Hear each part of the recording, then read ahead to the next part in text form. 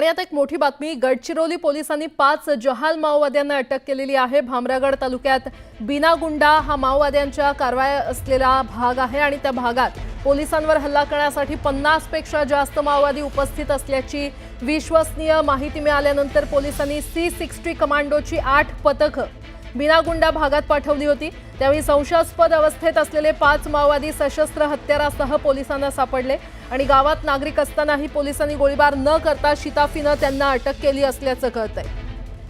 आणि या संदर्भात अधिक माहिती देत आहेत आमचे प्रतिनिधी महेश तिवारी आपल्यासोबत जोडले गेलेले आहेत। महेश, 5 जहाल माओवाद्यांना अटक केली असल्याचं कळतंय, काय अपडेट?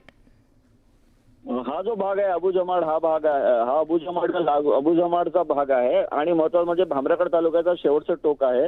बिनागुंडा परिसर म्हणतात, ज्या भागात माओवाद्यांचं कायम वास्तव्य असते आणि त्या भागात सहसा सुरक्षा दलांचा वावर कधी होत नसतो।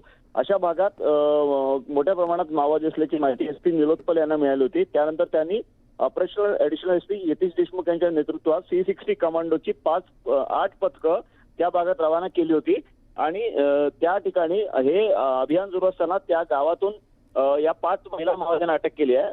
महत्वाचं म्हणजे याच्यात कसं आहे की हा जो परिसर आहे ते गाव आहे आणि त्या ठिकाणी पोलिसांनी कुठल्या पद्धतीनं म्हणजे गोळीबार होऊ नये याची दक्षता घेतली, कारण नागरिकांनाही त्यात त्रास होऊ शकतो आणि अत्यंत शिताफीने या 5 महिला माओवाद्यांना अटक केली आहे। प्लाटून 32 चे जे आहेत याच्यामध्ये काही सदस्य आहेत, हे सगळे महिला माओवादी, आणि त्यामध्ये 2 महिला ज्या आहेत अत्यंत जहाल आहेत, त्याच्यावर प्रत्येकी 16 लाख रुपयाचं बक्षीस आहे, एकीवर 4 लाखाचं बक्षीस आहे आणि इतर 2 महिला माओवादी आहेत। आणि बिनागुंडा सारख्या भागात पोलिसांचा शिरकाव होणं हे खूप महत्वाची बाब मानली जातं आणि पोलीस अधीक्षकांच्या नेतृत्वात अशा पद्धतीनं पोलिसांनी मोठी कारवाई केली आहे।